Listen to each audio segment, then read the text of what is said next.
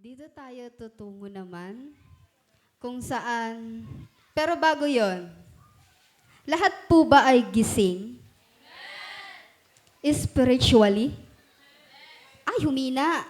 Kailangan malakas. Lahat po ba ay gising? Spiritually?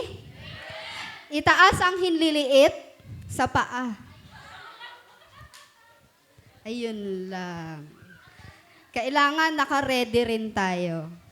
No? Sa bawat sasabihin dito, sa harap, nang magdi-deliver ng word ni Lord, masasabi ko na mapalad tayo kasi may naririnig pa tayong tulad ng ganito. Di ba? Nakakarinig pa tayo ng mga worship song, nakakarinig pa tayo ng mga word galing sa Lord. Kasi may mga taong nagtatago para lang mahanap yung presence ng Lord, para lang makarinig ng mga worship song. May mga nagtatago para lang makarinig ng mensahe mula sa Lord. Kaya mapalad tayo na nandito tayo. Hindi natin kailangang magtago. Kailangan lang nating makinig, buksan ang isipan, ang puso, unawain ang sasabihin, ang mensahe ng Lord. Tulad ng sinabi ko kanina, focus, makinig, at i-share na rin. Natatawa ako sa tuwing sinasabi ko i-share. Kasi meron pa rin sa heart ko na parang andun pa rin yung hiya ko na makapagsalita sa mga tao. Pero through cellphone, may mga friends naman ako doon. Doon ako nakakapag-share. Pero pag personally, parang nagkakaroon pa ako ng distraction. Kaya yun pa yung pinagpe-pray ko sa Lord na mawala sa akin, yung distraction every time na mag-share ako sa isang tao. Pero dahil nga, mabuti pa rin ang Lord kasi by the Holy Spirit, kapag hinihingi mo sa Kanya yung sabihin mo na, Lord, ipaunawa mo sa akin yung bawat salita na isi-share sa akin ng tao na to, O Lord, buksan mo yung puso't isip ko na maunawaan ng mga taong makakarinig sa akin ng word mo. At hindi po tayo magkakamali. Kasi bawat salita ng Lord dapat na hindi masayang. Kahit tuldok pa ito. Kasi mahalaga po sa buhay natin ang salita ng Diyos. At katulad nga ng sinasabi ko, mawala na ang lahat, wag lang ang Diyos. At isa po ito sa kapamaraanan kung paano natin mas makikilala ang Diyos. Kaya mga kapatid, makinig, buksan ang isipan, kasi sa panahon ngayon parang ang dami ng distraction. At sa tingin ko, yung mensahe sa araw na to ay maganda. Nararamdaman ko na makaka-relate tayo ng husto. Kaya ngayon pa lang, hingin na natin yung tulong mula sa banal na Espiritu para maunawaan natin yung mensahe sa araw na to. At maging mapanuri at mag-take notes na rin. Pero siguraduhin na pag nag-take notes kayo, babasahin sa bahay ulit para mas maunawaan. Lalong-lalo na sa kabataan. Ano? Sige po, hindi ko na patatagalin. At ayoko nang sabihin na... Pero parang gusto kong sabihin eh. Kasi maliit din ako.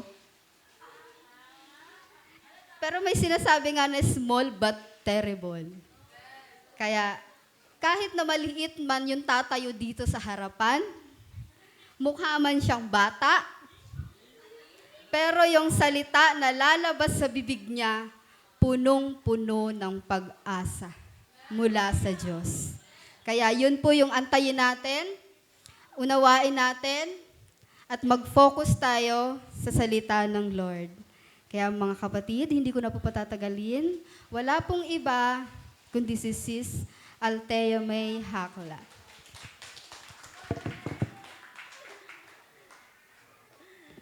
Grabe naman yan. So ayun, isang mapagpalang umaga po sa bawat isa. Tayo po'y muling nandirito, no? Totoo po yan, sis, na sa ibang bansa, napakahirap po talagang makinig ng word. Kahit nga, ultimong Bible verse, talagang pagkakaguluhan yan nila kapag merong isang pilas lang ng page ng mismong Bible kasi napakahirap talaga. So ngayon, hindi ko na papatagalin pa. So ang ating theme ulit ay about spiritual separation. So natapos na yung watch and prepare, no? Pero hindi yun sapat para maging handa tayo sa pagdating ng Panginoon. Hindi lang tayo mag-watch and prepare, pero yung part ng preparation natin is yung spiritual separation. So yung last week ay na pag-usapan natin about sa purification. So yun yung isa sa nangyayari kapag may spiritual separation. Nagkakaroon tayo ng purification, no? Minsan di natin maintindihan yung way ni Lord, pero dinadaan niya yung purification pala sa mga disasters. Napakaganda ng message din last week, di ba? Yun yung sabon ni Lord, mga disaster para luminis tayo. So ngayon naman, ang topic natin, ang magiging title ng ating preaching ay The Purpose of Spiritual Separation. So ano nga bang purpose nun? So, bakit kailangan nating mas-separate? So, tignan nyo dyan, di ba? Sa lahat ng mga tao, may nag-iisang ibang kulay. So, mamaya, i-explain ko yan. So, sige, kuya. So, doon pa rin tayo sa verse natin na 2 Corinthians chapter 6, verse 17. Ang sabi dito ay, Therefore, come out from among them and be separate, says the Lord. Do not touch any unclean thing, and I will welcome you. So, sige po, bago po ang lahat, tayo po muna ay manalangin. Amang Diyos, pinupuri ka namin, O God, dinadakila at pinapasalamatan sa pagkakataong ito na pinagkaloob mo sa amin, Lord. Kami ay malayang makarinig na iyong mga salita, Panginoon. May panahon pa, Lord, na kami ay maghanda sa inyong pagdating, Panginoon. Salamat, Lord, dahil lagi ka, Panginoon, God, nakatingin sa amin, O God, kung ano yung mga bagay pa, Lord, na kailangan mabago sa amin. Salamat, Lord, dahil nandun yung care mo sa amin. Di mo kami hinahayaan, O God, na patuloy, Lord, na manatili sa kasalanan o sa mga habit, Lord, na hindi niyo po gusto, Panginoon God, mga unhealthy habits sa buhay namin. Salamat, Lord, na hindi lamang blessing yung kaya niyong ibigay sa amin, kundi buhay, Panginoon God, na kung saan, Lord, ay mararanasan namin, oh God, yung fullness niyo, Panginoon God, buhay na inaayos niyo po, Panginoon God. Hindi lamang lahat ng iyon, Panginoon, kinokorek mo kami, Lord, ginagabayan mo kami sa pamamagitan ng iyong mga salita. Kaya Panginoon, sa umagang ito, patuloy kaming nagpapakumbaba at nagpapalinis sa inyo, Lord. Linisin mo ang aming mga puso at isipan, Panginoon. At anuman, Lord, yung mga bagay, oh God, na siyang hahadlang, Lord, para hindi ito maitanim sa aming puso, God, ay alisin mo, Panginoon. Anumang mga distraction at gawa ng kaaway sa lugar na ito, ay winawasak po namin in Jesus' name, oh God. And I'm praying, oh Lord, na send your ministering angels to surround in this place, Panginoon. Kayo na pong bahalang mag-speak, oh God, sa bawat isa, Lord. Prepare our hearts. Help us, Panginoon, God, na mag-grasp namin, maintindihan namin, oh God, ang iyong mga salita.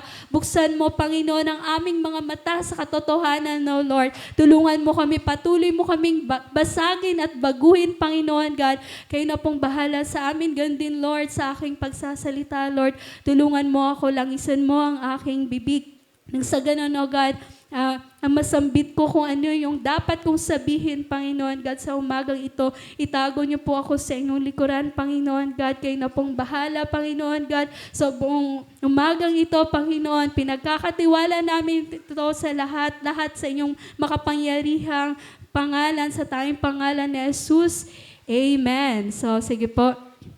So ngayon, ay i-define natin ulit kung ano yung spiritual separation para mas lalo natin siyang maintindihan. So ang spiritual separation is being set apart for God. Not through physical isolation, but through alignment of the heart, living in the world without being shaped by its patterns, desire, or compromises. So, ibig sabihin, yung spiritual separation is hindi lang siya yung parang, di ba, nandito tayo sa mundo, hindi tayo, may iba na hindi din naniniwala kay God. So, hindi ibig sabihin na, kumbaga, hindi sila naniniwala kay God is, kumbaga, huwag na natin silang lapitan. Parang ganon, hindi siya ganon. Kumbaga, ang spiritual separation is nag-iiba yung pattern ng buhay mo. Nag-iiba yung desire ng puso mo. Kundi align na ito sa Panginoon, nagiging set apart ka. Kumbaga, katulad dun sa mga tao na nasa picture kanina, ba nakita nyo, may isang na ibang kulay. So, parang ganon tayo. Kahit nandito tayo sa mundo, iba, may distinction tayo. Nakaset apart tayo.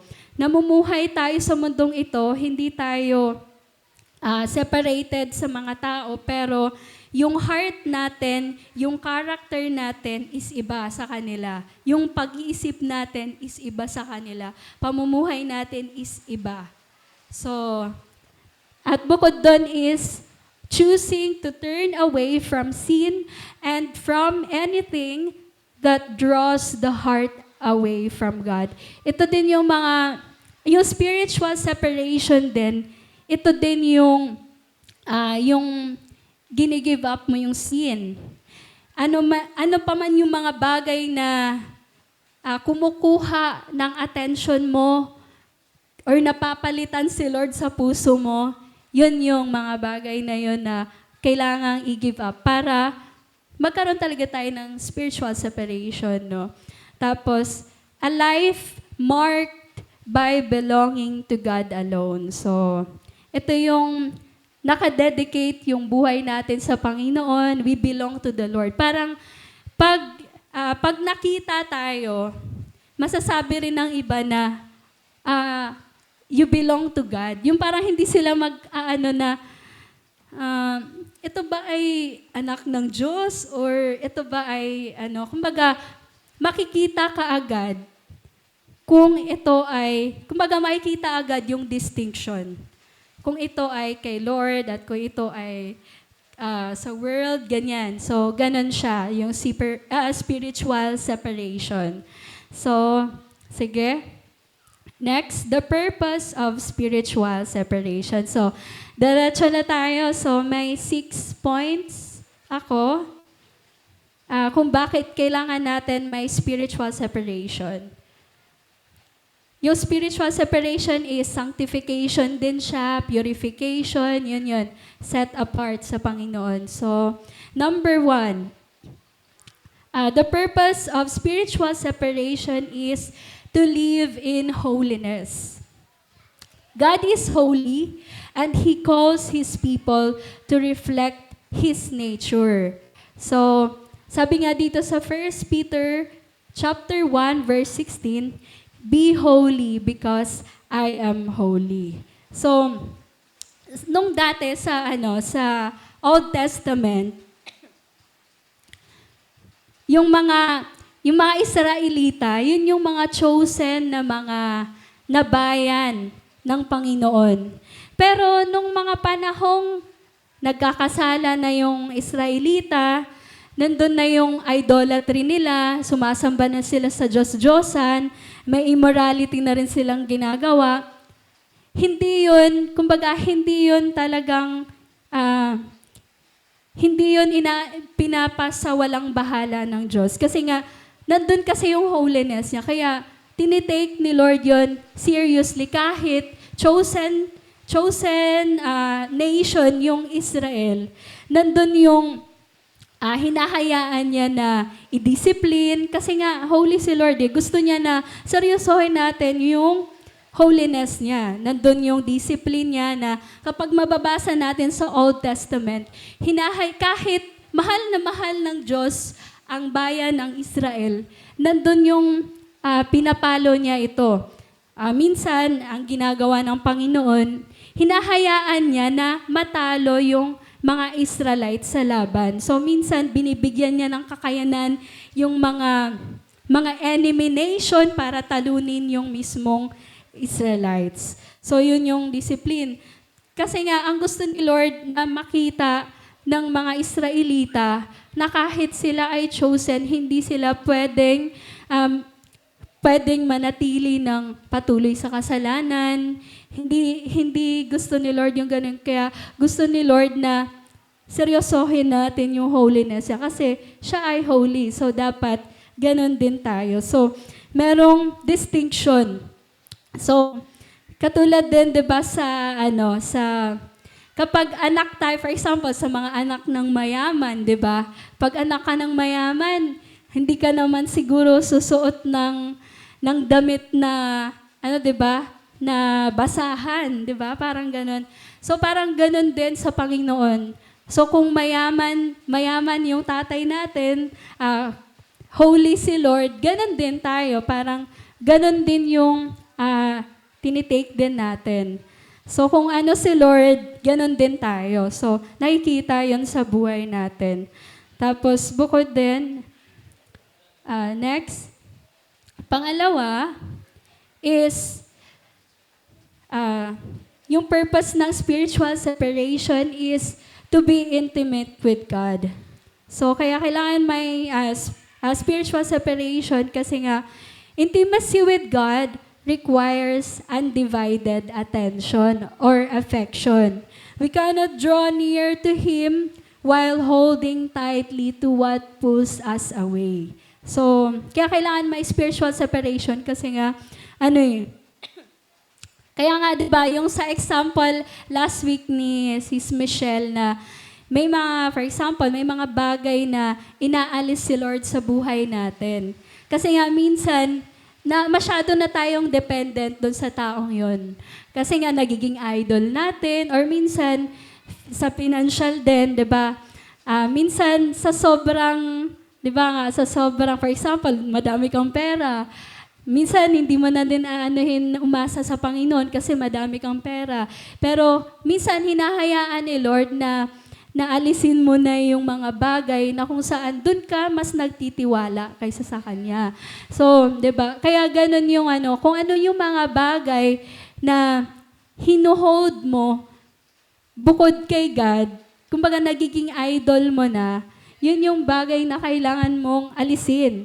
Kasi para magkaroon ka ng intimacy sa Kanya, kailangan mo siyang tanggalin sa buhay mo. Kaya, yun nga, yung purpose ng spiritual separation is para may intimacy tayo sa Kanya.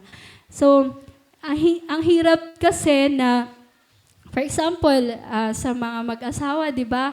O kung hindi kayo magiging close talaga kung sa iba ka laging nakikipag-usap, di ba? Or sa iba yung attention mo, ganon. Kung hindi ganon, magiging malalim yung relationship mo. So, ganon din sa Panginoon na gusto niya mo nang may tanggalin sa atin para talaga maging intimate tayo sa Kanya. Gusto niya yan ng relationship. Kaya napakahalaga kasi sa Kanya yung relationship natin, 'di ba? So, sabi dito sa verse na draw near to God and He will draw near to you. At hindi rin tayo makakalapit talaga sa Kanya kung hindi natin isusurrender din yung sin. Kasi nga, di ba, minsan din, yung sin din yung naghihinder sa atin para makalapit sa Panginoon. Katulad nga din sa time ni Moses, di ba? May mga ano rin na, kumbaga hindi rin, kumbaga sa time ni Moses, may mga bagay rin na sinacrifice siya. May mga, yung time niya, yung mga taong nakasanayan niyang makasama, di ba? Pati rin yung yung lifestyle niya, di ba? Talagang inano niya si Lord. So, nagpunta siya sa Mount Sinai, gano'n, nag-spend siya ng time, gano'n. Wala mo ng distraction, gano'n. Gusto niya maging intimate kay God. Gusto niya na time sa Panginoon. So, kaya kailangan kapag, kung gusto mo talagang may intimacy sa Panginoon, kailangan may bayad to eh. You need to pay the price. Yung price nito is yung time natin.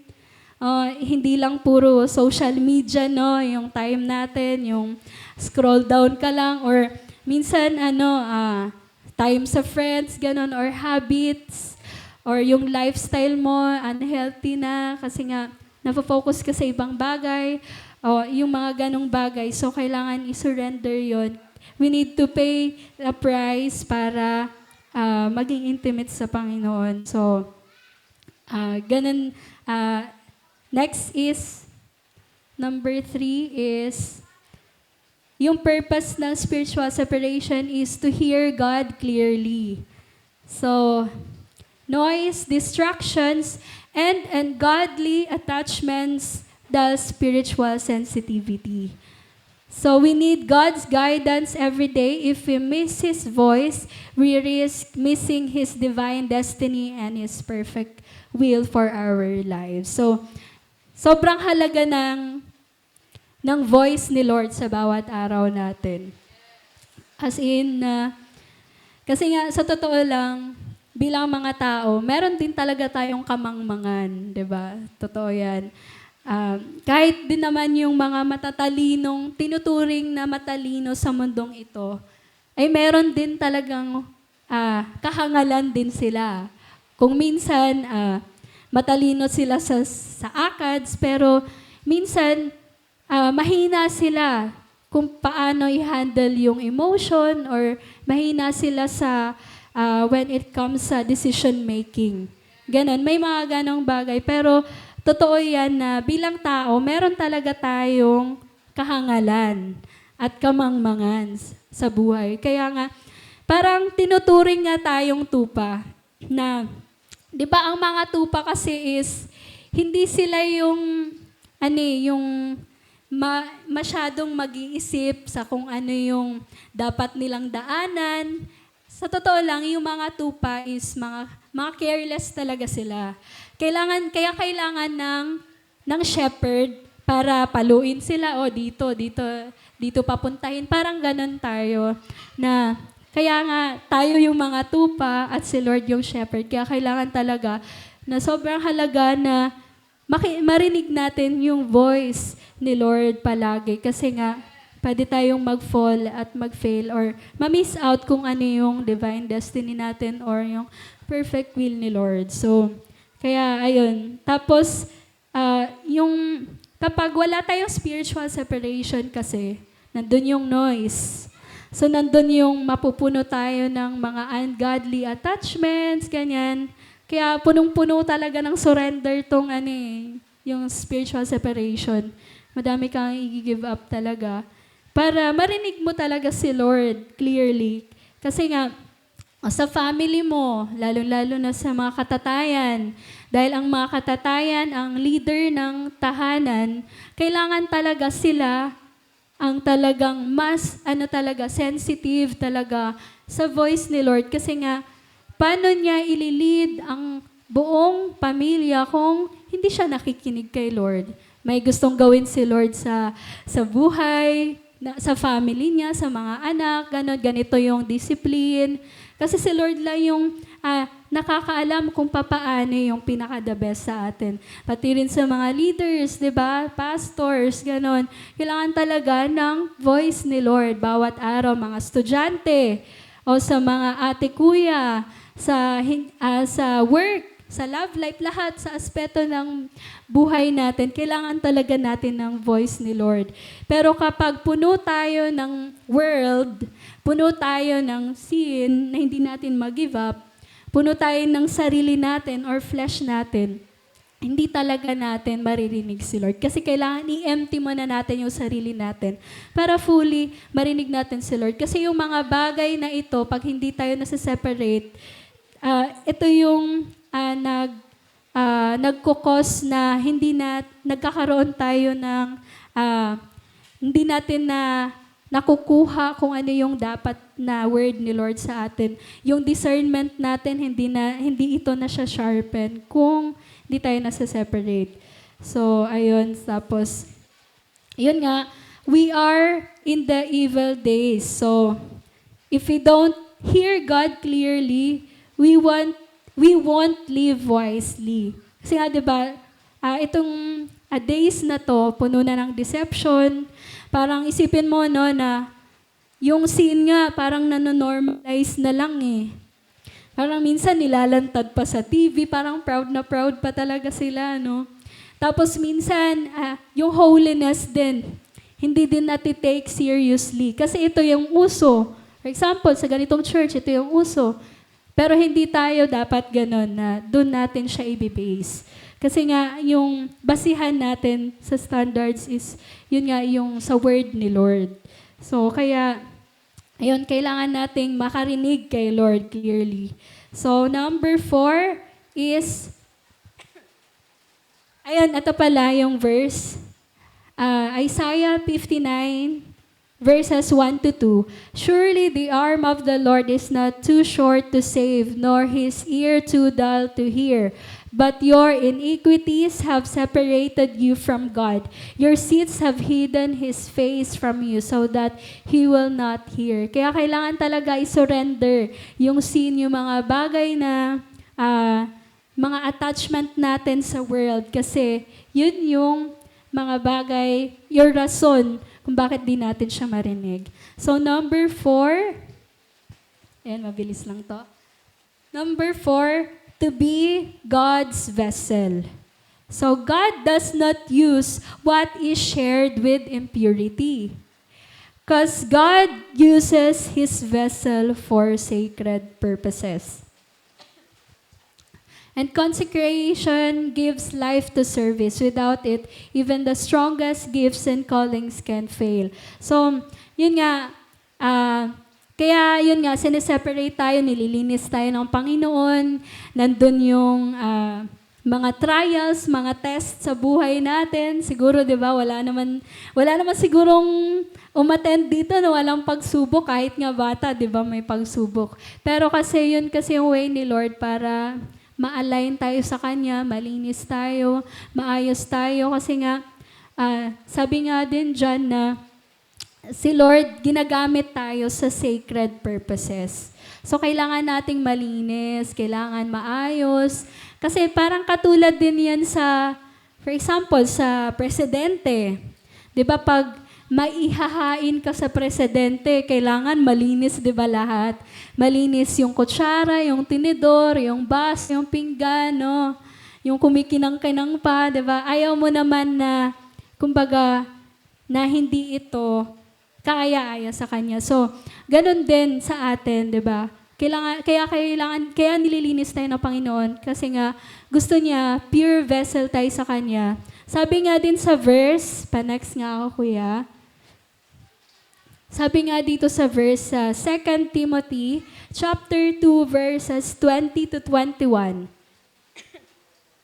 In a wealthy home, some utensils are made of gold and silver, and some are made of wood and clay.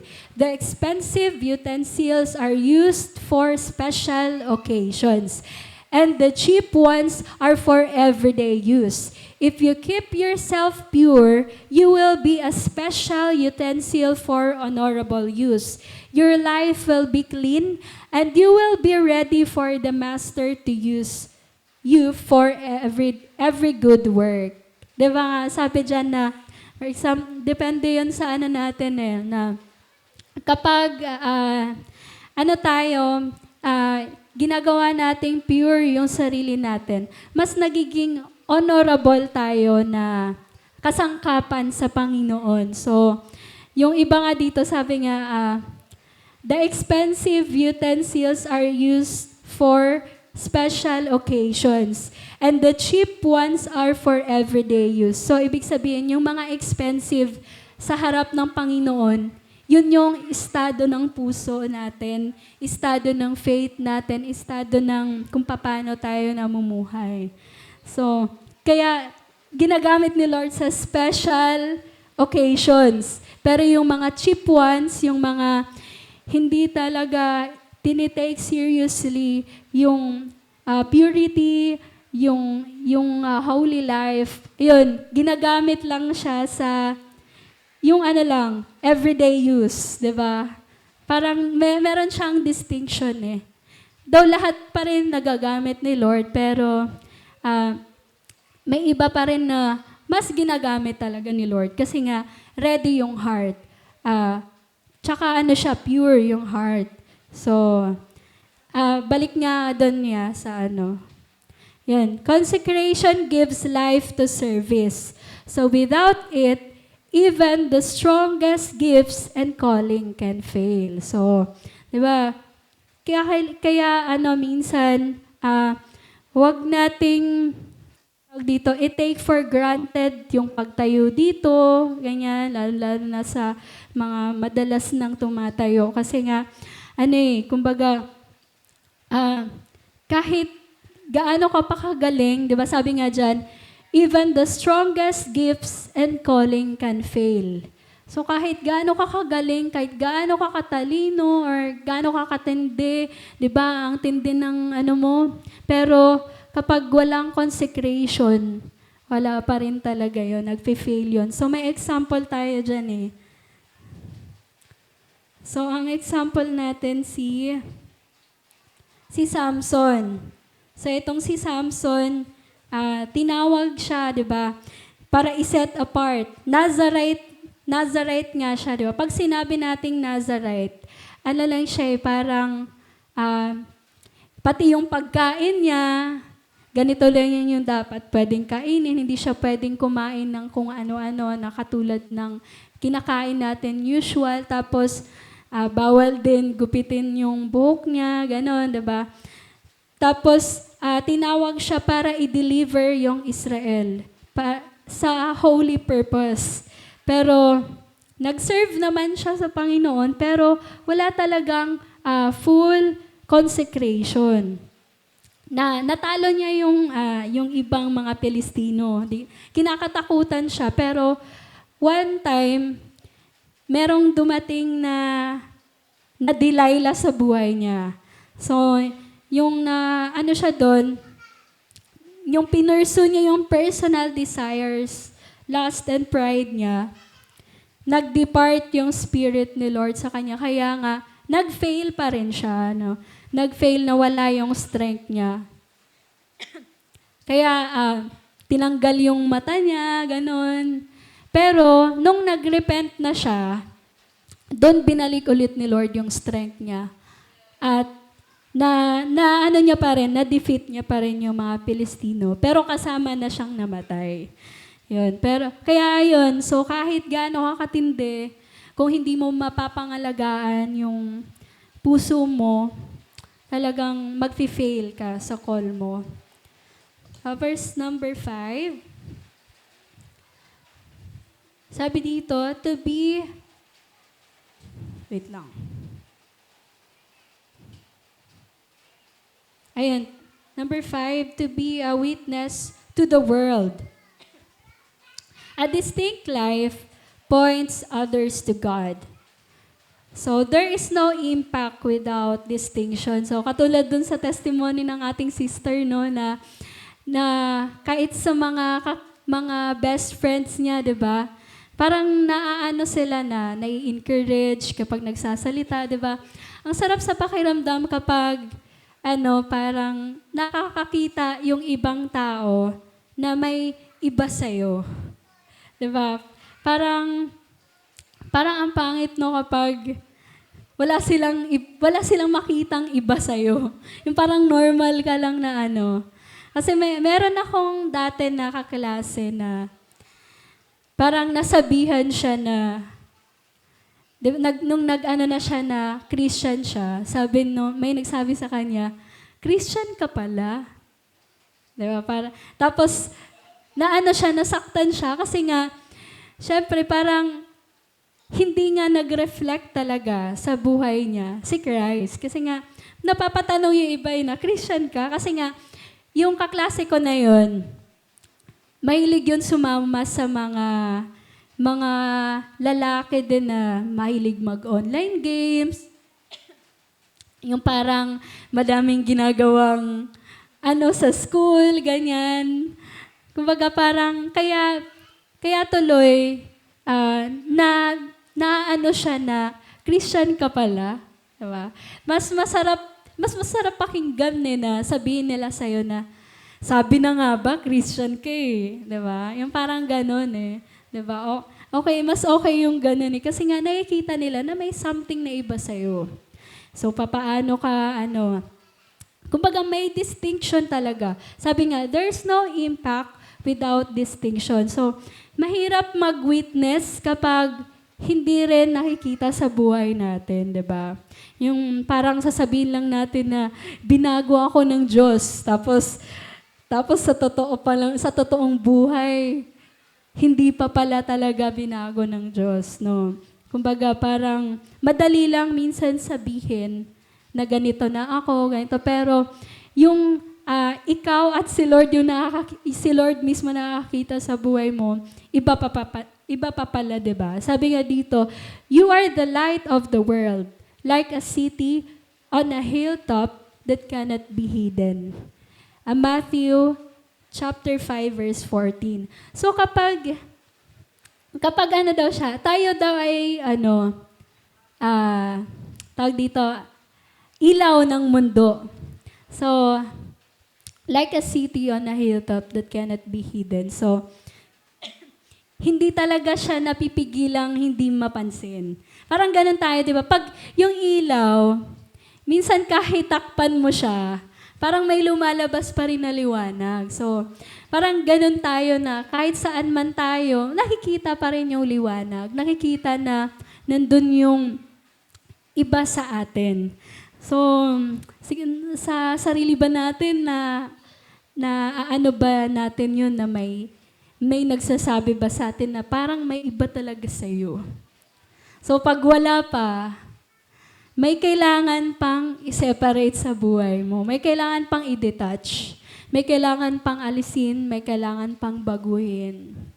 So, yung pag sinabi kasi nating distinct, makikita nga sa the way din siya manamit, or the way din siya, hindi na yung yung, for example, pag nag-summer, hindi na yung swimsuit yung suot, di ba?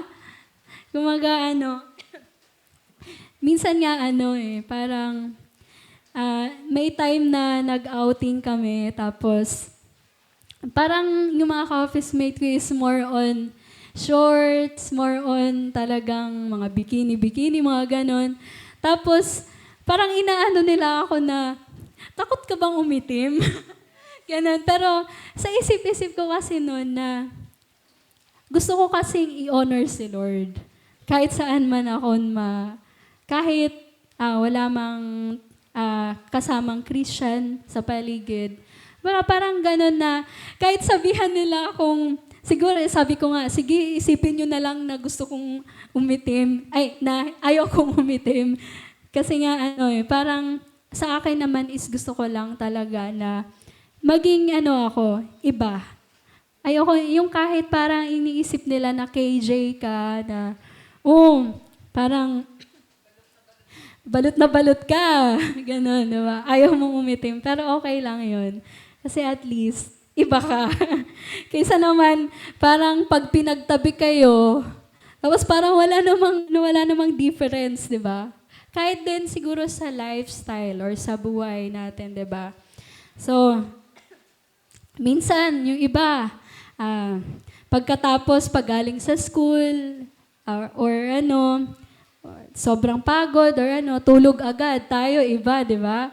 Nakikita yung yung nagpi-pray tayo, pati rin sa labas, kahit sa fast food ka pa, di ba? Hindi mo ikakahiya na mag-pray ka. No, na, for example, lalo na sa mga kabataan, di ba? For example, sa school, hindi porket parang, uy, nandyan si crush. Nako po. Tapos, iisipin nyo ba, nakakahiya, magpipray ako kasi nandyan si crush. Nako po. Hindi natin ikakahiya si Lord, di ba? Kahit saan tayo. May one time nga, na kasama ko yung pinaka-boss namin. Sa harap ko pa talaga siya. Tapos, nandun talaga na mafe-feel mo rin minsan yung awkwardness. Kasi nga, syempre, hindi kasi sila usually nagpipray kapag kumakain.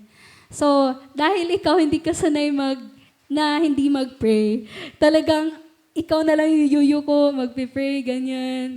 Tapos, yun, mapapansin nila na may something na iba talaga sa'yo na nagpipray ka, pinapahalagan mo yung prayer, tapos maano nila na iba ka mag-pray, di ba? Ganon. So, ganon, hindi lang doon, pati rin, for example, sa mga kaibigan mo, pag nasabihan ka na ng ganito, naranasan mo na yung spiritual separation. Pag for example, nasabihan ka na ng ganito ng kaibigan mo, ang KJ mo naman. So, pag hindi ka pa nasasabihan nun, baka posibleng may kailangan pa talagang baguhin sa'yo. For example, ang KJ mo naman, or ang banal mo naman, lumagpas ka na sa langit. Or minsan, or minsan sinasabihan ka pa ng pastor. Pastora, positive yun. So kung naranasan niyo yun, praise the Lord. Pero kung hindi, magtanong kayo sa sarili niyo. Tingnan niyo yung sarili niyo, baka hindi pa nakikita. Or minsan, for example, sa mga dating mong friend, or bro, dito ka muna. Dito ka muna, tapos may mga bote, ganun. Diba? Tapos, naiiba ka na kasi nawawalan ka na ng gana sa bagay na yon. So, ganun yan kapag nagkakaroon ng spiritual separation sa buhay mo. Nawawalan ka na ng gana sa mga ganung bagay, sa mga kamundong bagay. Pati rin sa pananalita mo, di ba? Hindi na yung sabi nila, puto kutsinta. Di ba? Nako po. Pag for example, natapilok ka, di ba? Puto kutsinta. Tapos di ba parang pag nadapa ka na ngayon, sabihin mo, Lord, gumaganon ka na, di ba? So pag ganon, yun na, nagkakaroon ka na ng spiritual separation. So, nawa ay, kumbaga, asamin natin yung ganon na masabihan tayo na may iba sa'yo, parang ganon. Christian ka, sabi nila na, sabi na nga ba, Christian ka eh, di ba? Ganon. So, last is, but not the least, is to position us for the end times. Ayun, so, ito na rin yung conclusion natin. To position us for the end times. In the last days, deception and compromise will increase. Spiritual separation guards our hearts, sharpens discernment, and help us hear God's voice. So, di ba, lalo na ngayon, di ba nga, pasama na ng pasama talaga yung mundo. Talagang nandun na yung, sabi ko nga rin kanina na, yung compromise talaga, kahit sa church, makikita mo, na parang entertainment na yung nangyayari sa loob ng church, wala na yung holiness. Or minsan, nag-aalaw na ng same-sex marriage, mga ganon. Or minsan, parang meron ding church na yung more on sa LGBTQ, mga ganon. Yung parang inaalaw na, parang gusto lang nila na ma-comfort, ganon. Pero yung truth talaga, hindi nila ina-accept. So may mga ganun, may mga deception na parang okay naman siya kung tignan. Pero kapag idadaan mo sa lens ng mata ni Lord, hindi talaga siya okay. So may mga deception, may mga parang okay pero hindi pala okay. Parang tama pero hindi pala tama. So may mga compromise din, mangyayari din yan. May mga compromise, kaya kailangan may mga test tayo.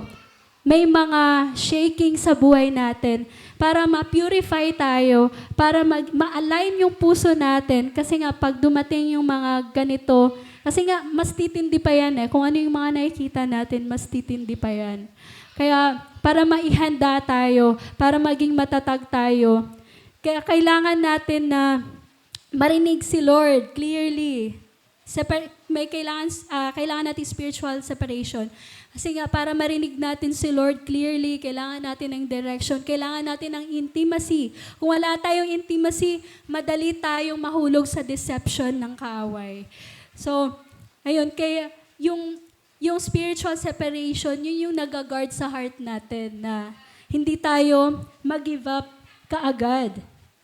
Di ba? Katulad nga din kay Daniel, di ba? Si Daniel, sa time nila, dumaan siya ng matinding tribulation din na parang umabot sa point na kailangan, na kailangan niya itapon sa mga, sa leon, ganon. Kailangan mong i-deny. Gusto mo bang yung buhay mo or i-deny mo i-deny mo si Kristo pero maliligtas ka or makain ka ng leon. So darating din yung mga ganyang sitwasyon ng buhay natin. Kaya kailangan natin ng spiritual separation kasi nga kailangan nating mag-endure hanggang sa dulo kasi ang manatiling tapat hanggang wakas at siyang maliligtas, hindi lang hanggang ngayon. Ang manatiling tapat hanggang ngayon or hanggang mamaya, di ba? Hindi ganon. Hanggang wakas. So, hindi natin alam kung gaano katagal yung wakas.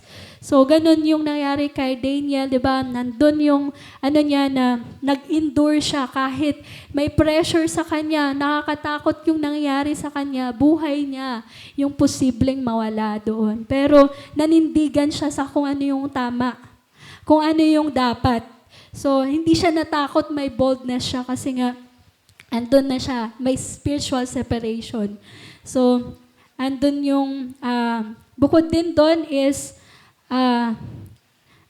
only those set apart will be part of the remnant, carrying God's light and ministering effectively in dark times. So, darating ang time na may big movement si Lord these last days. At hindi tayo magiging part doon kung hindi tayo purified, hindi tayo na-separate sa mundo. Hindi tayo sanay na separated sa mundo.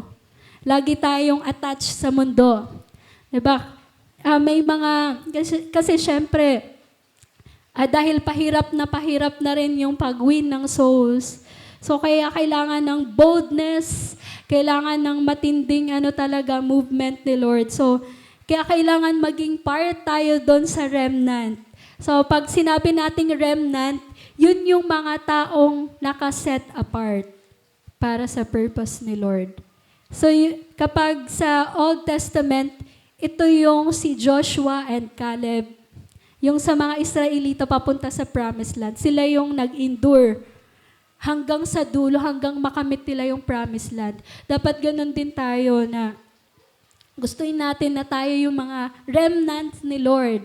Yung gagamitin ni Lord sa last days, gagamitin ni Lord mightily and effectively sa ministry niya. Kaya kailangan yun.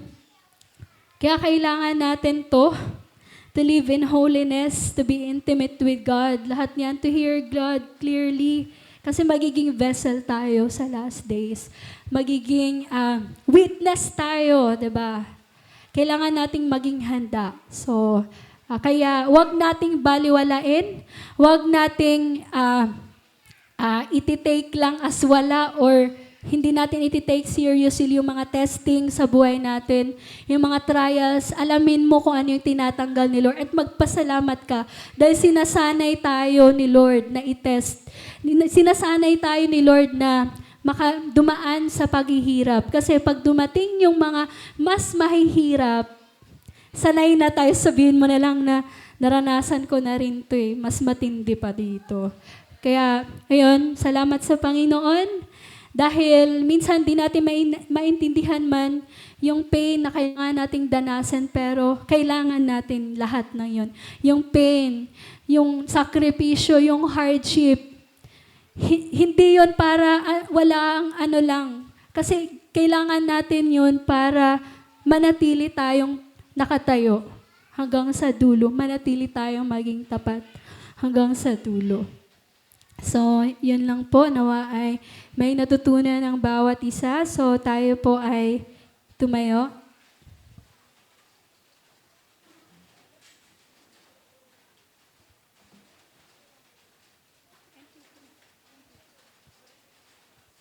Sige, ngayon awit muna tayo sa Panginoon.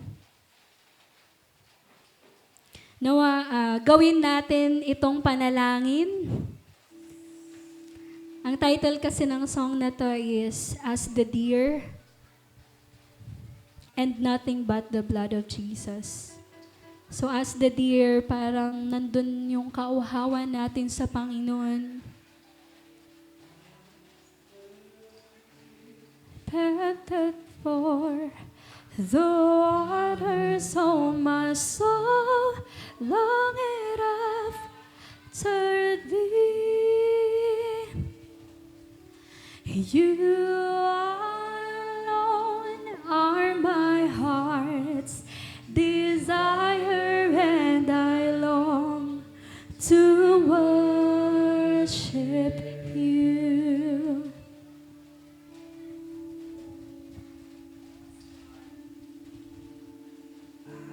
As the deer panted for the waters, oh my soul, long it after thee. Yes, God, gawin mong uhaw ang aming mga puso, Panginoon. Punuin mo kami ng desire sa iyo, Lord. Alisin mo yung mga idol, Panginoon, sa buhay namin. To worship thee.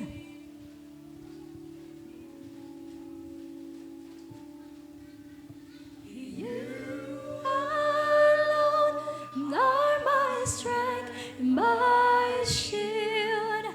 To you alone may my spirit yield.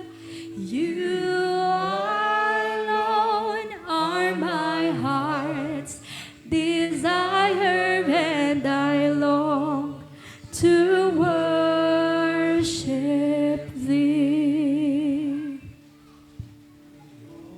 My friend, and you are my brother, even though you are a king.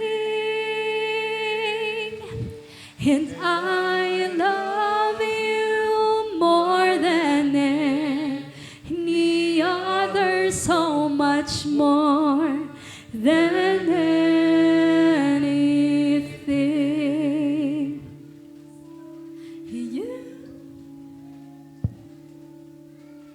You alone are my strength, my shield. To you alone may my spirit yield. You alone are my heart's desire, and I long to worship thee. You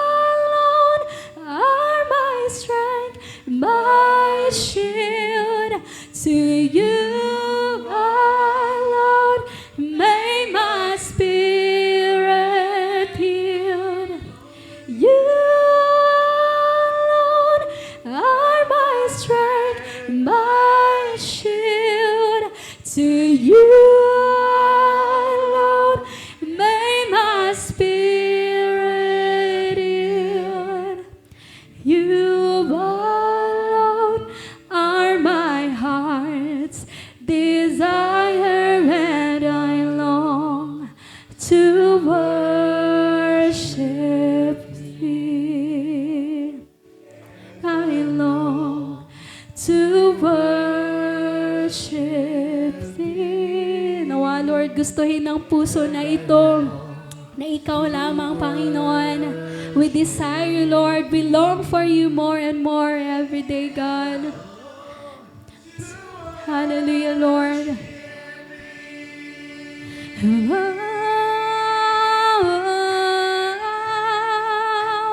What can wash away my sin?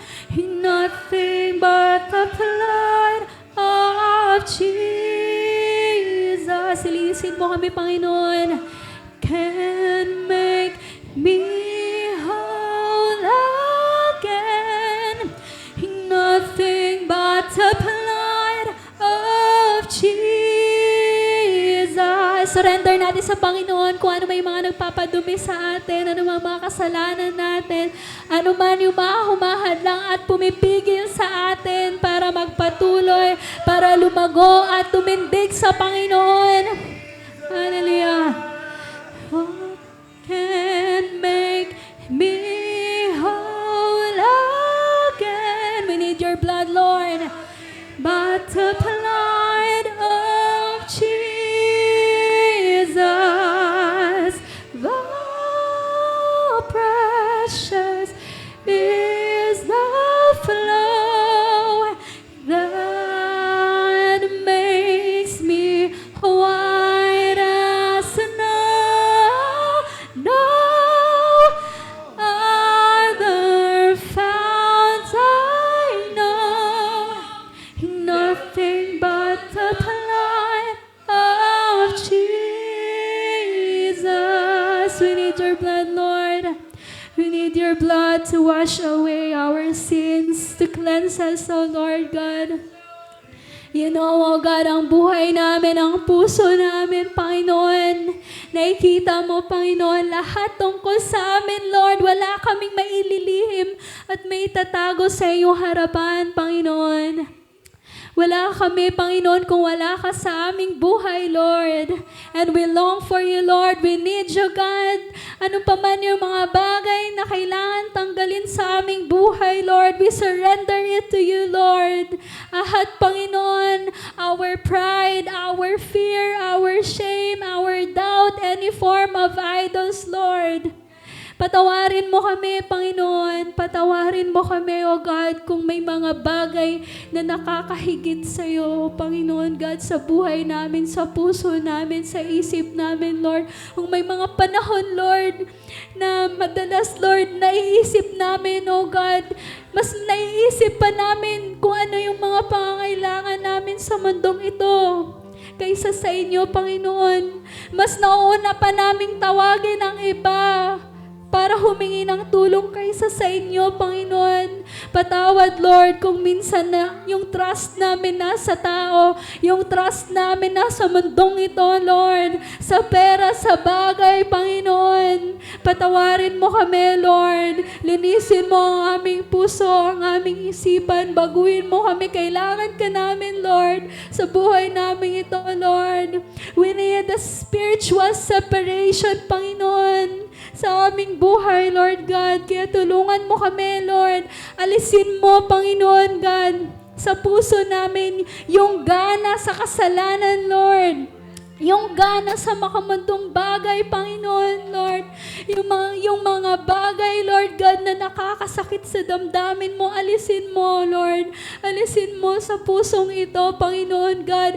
Baguhin mo ang aming puso, Panginoon God, na ang pusong ito, Panginoon God, ay walang laging i-desire kundi kayo, Panginoon. Walang laging ibang hahanap-hanapin kundi ang presensya mo, Lord. Turuan mo ang pusong ito, Lord, na yung pleasure nito, Panginoon, yung kasiyahan nito, Lord, ay ang presensya mo. Ang pagmamahal mo, Panginoon God, ang iyong mga salita, Lord, patawarin mo kami, O God. Patawarin mo kami, Lord, sa lahat-lahat, Panginoon, ng mga bagay, God. Kung nagkakamali kami, nagkukulang kami sa inyo, Panginoon. Sa panalangin, Lord, sa pagsuko, Panginoon, patawad, Lord. Kung madami pa kaming mga hinahawakan, Panginoon God, patawad, Lord, kung hindi todo, hindi fully, Panginoon, Panginoon God, hindi full, Lord, yung trust namin. Patawarin mo kami, Panginoon God. Turuan mo kami, Lord, na bitawan, God, yung mga bagay, Panginoon, na nagpapabagal sa amin. Turuan mo kaming bitawan, Lord, yung fear. Turuan mo kami na bitawan, Lord, yung pride, Lord, yung worry, Lord, yung anumang mga pangailangan ng bawat isa, Lord God.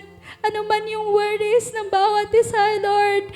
Pera, Panginoon, pagkain, oh God, at gandin, Panginoon, sa kailangan, Lord God, sa mga anak, Panginoon. Patawad, Lord God. Sinusurrender namin ito, Panginoon God. Binibitawan namin lahat, Lord, yung mga bagay na hinahawakan namin, maging yung mga tao, Lord God. Binibitawan namin ito, Lord. Ikaw ang maging Diyos. Ikaw ang maghari sa aming puso, sa aming buhay, sa aming isipan, Panginoon God. Baguhin mo ang aming isipan, Lord. Ituon mo ang aming isipan sa inyo, Panginoon God. Turuan mo kami, Panginoon God, na laging punong-puno ang aming isip sa inyo, Lord. Sa iyong mga salita, Lord, i-meditate ang iyong mga salita. Hindi, Lord, i-meditate yung kasalanan, yung mga makamundong bagay, Lord God. Turuan mo, Panginoon. Maging ang aming pandinig, Lord. Turuan mo kami na marinig ka namin clearly, Lord. Ano man yung mga bagay, oh God, na humahadlang, Lord, para hindi kami maging intimate sa iyo, Lord. Sinusurrender namin sa inyo mga kasalanan, kahinaan namin, Lord God. Nakikita mo, Panginoon God, lahat-lahat ng ito, Lord. Pero kami, Panginoon, ninanais namin, oh God, na kapag dumating ka, Lord, makikita mo kami, Panginoon, na handa, nakatayo, manatiling nakatatag, Panginoon, matatag, Panginoon, sa buhay. Kaya tulungan mo kami, Lord, di namin kaya to, Lord. We need your Spirit, oh God. We need your Spirit, oh Lord God. Empower us, anoint us, oh God. Equip us, oh God. Tulungan mo, Panginoon, ang bawat isang naririto, Lord God. Help us, Lord God. We want to be your remnant, oh God, in the last days, Lord. Tulungan mo kami maging tapat sa inyo. Tulungan mo, oh God, na makita ng iba na may iba sa amin, Lord. Magiging mabuti kaming halimbawa, Lord. Nagiging vessel niyo po kami, Lord. Ihanda mo ang aming puso, oh God. Sinusuko namin sa inyo ang lahat-lahat ng bagay, Panginoon God. Turuan mo kami, Lord. Turuan mo kami dahil hindi namin alam ang lahat, Panginoon God. Kailangan ka namin sa buhay namin, maging sentro ka, Lord. Sa buhay namin, sa lahat, Lord. Mga kananayan, katatayan, mga kabataan, Panginoon God. Patuloy, Lord, na i-preserve mo ang bawat isa sa amin, oh God. Yung generation na ito, Lord, i-protect mo, God, laban sa gawa ng kaaway. Protect us, oh Lord, sa anumang mga deception, oh God. Intense deception ng kaaway, Lord God. Mga compromise, Lord. Enable us, oh God, to say no sa lahat, oh God, na mga bagay na magpapalayo sa amin sa inyo, Lord God. Tulungan mo kami maging matapang, maging matatag, Panginoon God. Turuan mo kami, Lord God. Kayo na pong bahala, Panginoon, sa aming buhay. Maghari ka, Lord God. Patuloy, Lord, na gabayan mo ang bawat isa, Lord, sa proseso na ito, God, spiritual separation. Turuan mo ang bawat isa, God. Help us to walk with wisdom. Help us to be wise, Panginoon God, as serpent and innocent as doves, Lord God. Tulungan mo kami, Panginoon God. Patuloy, Lord, pag-alapin mo, Panginoon God, ang pananampalataya ng bawat isa. I-restore mo, Lord, lahat, oh God, ng passion, Lord God. Mga nawalang first love, Lord, sa inyo, nawalang love sa inyo, Panginoon God. I-restore mo yung joy of salvation, Panginoon. I-restore mo, God. Tulungan mo kami, Panginoon God, no? Makita mo ang church na ito, Lord God. Ang church na ito, Panginoon, kahabagan mo, Lord God. Kahabagan mo, Panginoon God. Kami, Panginoon, naway makita mong tapat, Lord.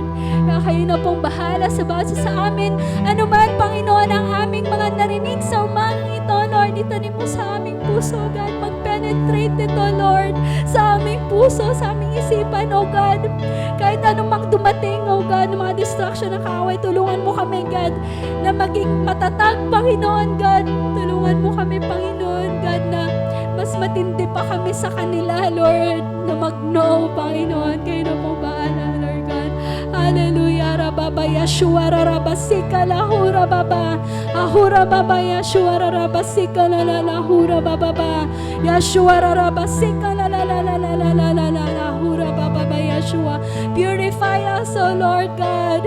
Cleanse us, O God. Purify us. Renew our hearts and our minds, Panginoon. Align us to you, Lord. Tulungan mo kami, maging isa kami sa inyo. Ang aming puso, ang aming isipan, ang po naming pagkatao, ang aming desisyon ay maging isa, kaisa sa iyo, Panginoon God. Hallelujah, Lord God. We praise you, Lord. We bring you all the glory and honor and praise, Panginoon, sa aming buhay. Walang iba, hindi ikaw ang makikinabang sa aming buhay, Panginoon. Hindi ang kaaway, hindi ang aming sarili, Lord. Help us to live in purpose. Help us, Panginoon, to walk in your ways, O Lord God. Help us to discern, O Lord. Help us, Panginoon God, ano man yung mga plano mo sa buhay namin, malakaran namin ito at hindi po namin ito ma-miss out, Panginoon God. Maraming salamat that you really care for us, Panginoon, that you really love us, O God. Salamat sa mga paalala. Salamat, Panginoon God, sa lahat, Lord, ng mga correction mo sa amin. Hindi mo kami hinahayaan, O God, na lumakad sa mali, Lord. Kaya maraming salamat. Ina-accept namin, O God, yung mga correction mo, Lord. Yung mga discipline mo, paalala mo. Tinuturing namin ito, Lord, na love language mo sa amin. Kaya maraming salamat. Dahil tinuturing mo kaming mahalaga sa inyong harapan, Panginoon God. Salamat, Lord God. At kayo na pong bahala mag-bless sa bawat isa, Lord. Habang kami patuloy, God, na maglalakad sa mundong ito, Lord God.